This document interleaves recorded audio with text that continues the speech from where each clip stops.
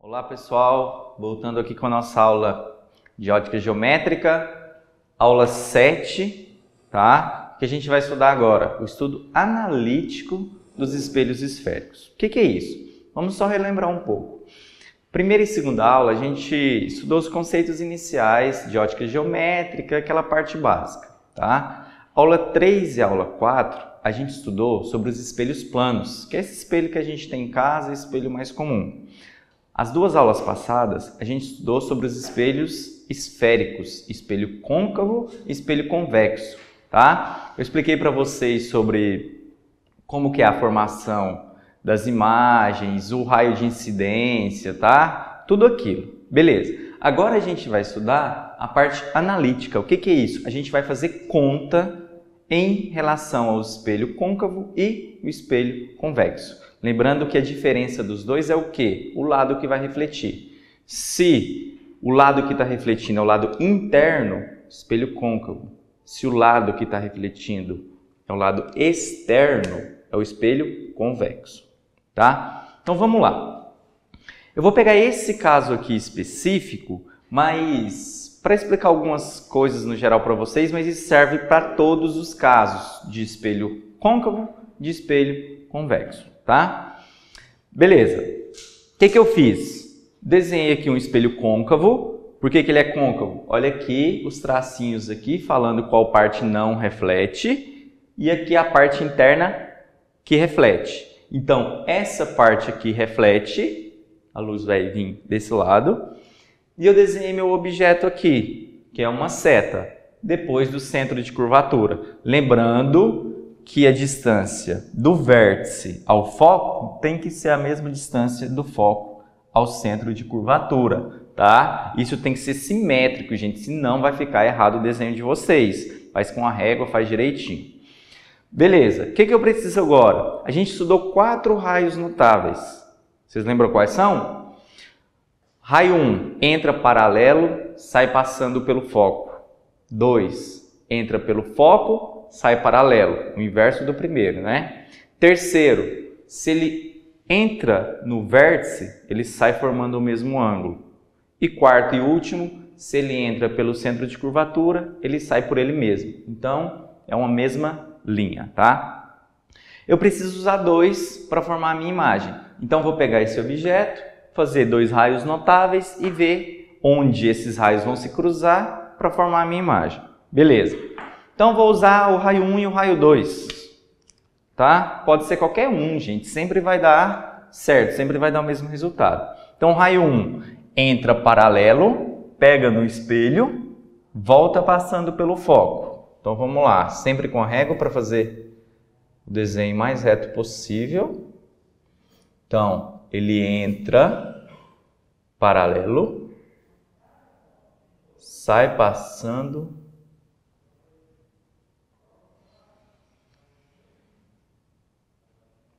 pelo foco. Ele entrou, pegou no espelho, desceu passando pelo foco. Segundo raio notável, contrário agora, né? Ele entra pelo foco,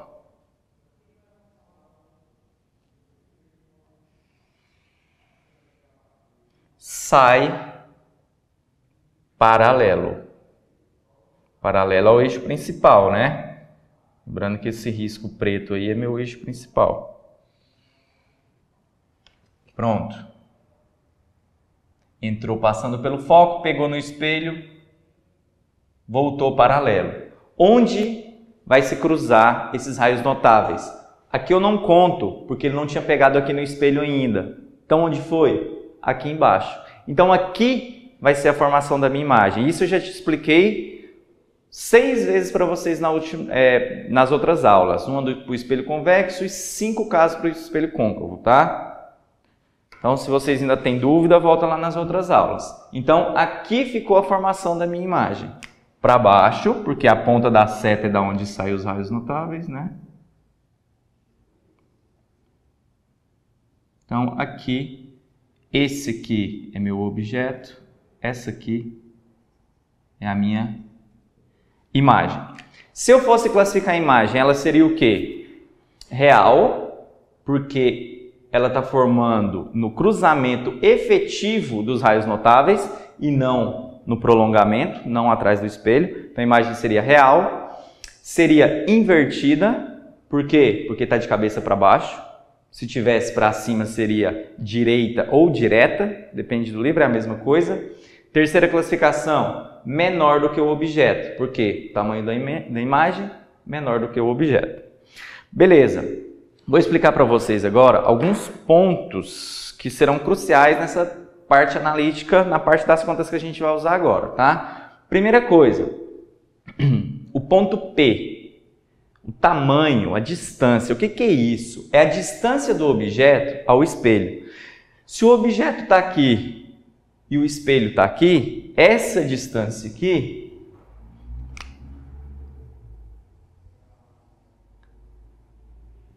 essa distância do objeto até o espelho é chamada de distância P.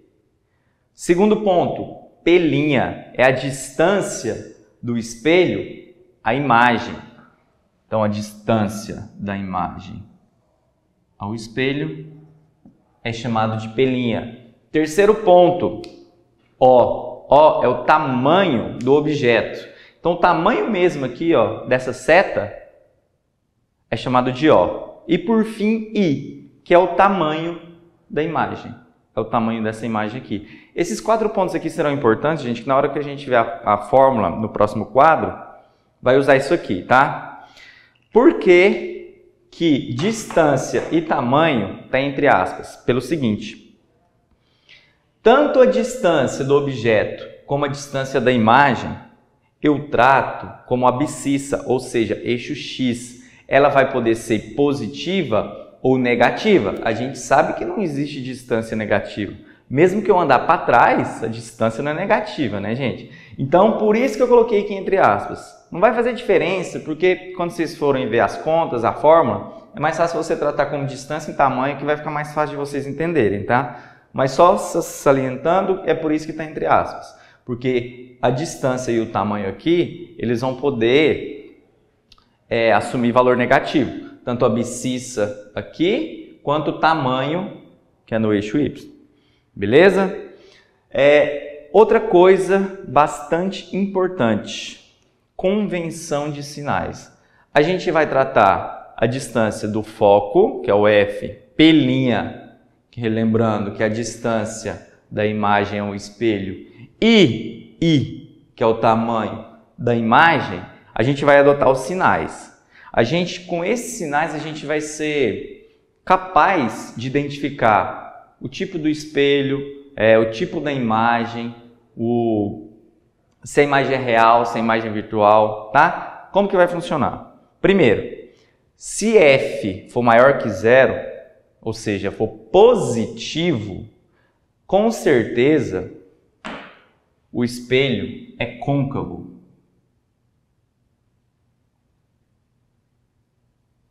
Espelho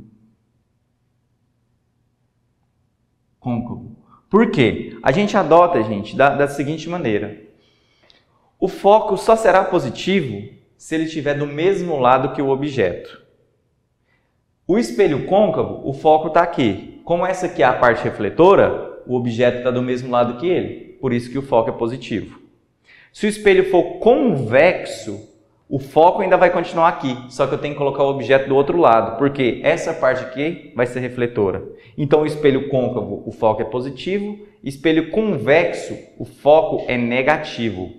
Então, sempre, se o foco for positivo, espelho côncavo. Se o foco for negativo, espelho convexo. Tá? Não se esqueçam. Espelho convexo. Segunda coisa, P'. Se P' for maior que 0, for positivo, a imagem, gente, é real. Por quê? Pensa aqui comigo. Se P' tá para cá, porque sempre positivo é ao lado que o objeto está, ele vai ser real porque essas linhas efetivas aqui, ó, que vão estar cruzando, não vai ser o pontilhado. Então, por isso, se P' for positivo, a imagem vai estar do mesmo lado que o objeto. Então, a imagem é real. E se P' for negativo, é porque P' vai estar para cá então a imagem vai ser virtual. Eu tenho que prolongar meu raio aqui, ó, para formar a imagem. De novo, P' positivo, imagem real. P' negativo, imagem virtual. Vou escrever aqui. P' positivo, né, maior que zero.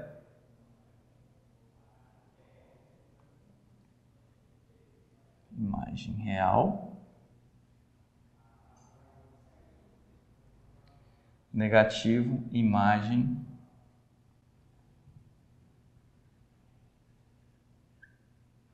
virtual. Última análise. Se I for maior que zero, for positivo, é porque ele está do mesmo lado aqui que o objeto. Então a imagem vai ser direita ou direta. Se o I for menor que zero, ou seja, for negativo, é porque ele vai estar para baixo. Então a imagem é invertida. Então, I maior que zero, imagem direita ou direta. I menor que zero, imagem invertida. Vamos escrever aqui. Imagem direta ou direita, tanto faz. E imagem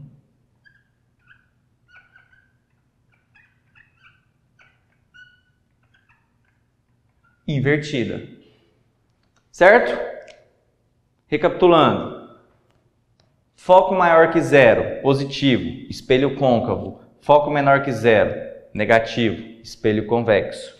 Se P' for maior que zero, positivo, o que é P' mesmo? A distância do espelho até a imagem. É a imagem real. Se P' for menor que zero, negativo, ou seja, a distância do espelho até a imagem for negativa, imagem virtual. I maior que zero, o que é I? Tamanho da imagem. For positivo, imagem direita, direta, está do mesmo lado. Se o objeto está para cá, a imagem vai estar para cá, tá? Se for menor que zero, negativo, o objeto vai estar assim, para cima, e a imagem vai estar para baixo, certo? Vou apagar aqui agora o quadro e vou explicar para vocês, vou passar para vocês a fórmula e mostrar um pouquinho como que a gente trabalha com ela. Continuando aqui então, gente, apresento para vocês as duas equações que vocês vão usar nessa parte analítica de espelhos esféricos, tanto como côncavo quanto convexo, tá? Equação de Gauss e aumento linear transversal. Primeiro, equação de Gauss. 1 sobre F é igual a 1 sobre P mais 1 sobre P'. Lembrando, quais são essas variáveis aqui? F é a distância até o foco.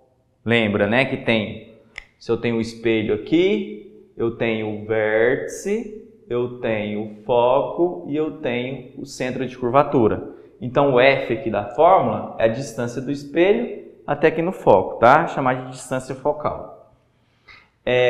Segunda variável, P. Se vocês lembrarem lá do outro quadro, P é a distância do espelho até o objeto. E por fim, P', a distância do espelho até a imagem. Então essa é a equação de Gauss. Uma dúvida que é muito frequente entre os alunos. Seguinte, essa fórmula aqui, eu posso inverter, passar 1 para baixo e as variáveis para cima, ficar desse jeito? Por incrível que pareça, muita gente pensa, o 1 aqui no numerador não vai fazer diferença. Inverte e passa as variáveis para cima. Não, gente, não pode fazer isso, porque os denominadores aqui são diferentes. Então, isso aqui é errado, não pode. Se pudesse fazer isso aqui, não tinha por que eu escrever a equação assim mais difícil, eu poderia escrever desse jeito, tá? Então a equação tem que ser desse jeito. 1 sobre foco é igual a 1 sobre a distância até o objeto, mais 1 sobre a distância até a imagem. Conhecido como equação de Gauss. Segunda equação, aumento linear transversal. Isso aqui vai me dizer quantas vezes a imagem é maior, quantas vezes a imagem é menor do que o objeto. Lembra o quadro que eu fiz aqui para vocês agora? Ó, o objeto não era maior do que a imagem, essa equação aqui vai me dizer quantas vezes essa imagem foi menor, tá? Então, como que funciona? Por que tem duas igualdades aqui primeiro? Porque às vezes o exercício vai te dar o I, que é o tamanho da imagem, o O, que é o tamanho do objeto. Outras vezes vai te dar o P', que é a distância até a imagem, e o P, a distância até o objeto. Então, às vezes você vai usar isso, às vezes você vai usar isso. E esse A é justamente o aumento, é mostrar a proporcionalidade, que a imagem ficou maior ou ficou menor. Outro detalhe, por que tem esse negativo aqui?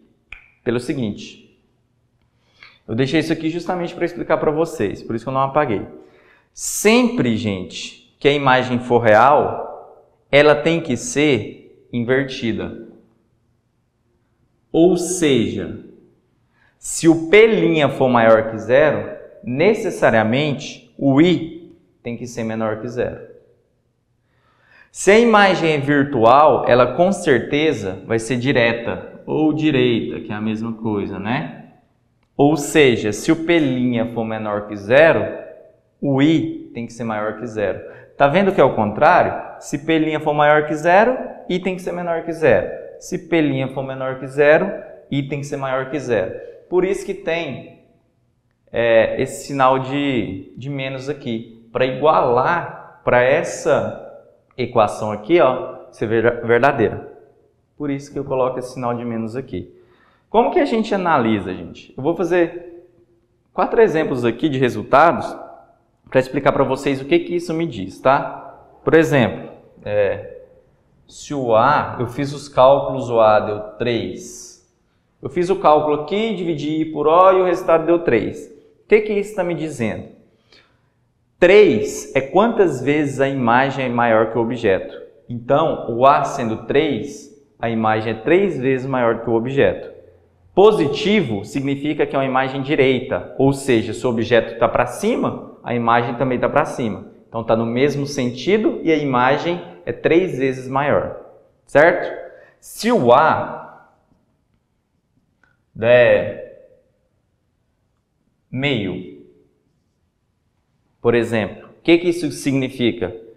Que a imagem é metade do tamanho do objeto, ou seja, é a metade do tamanho.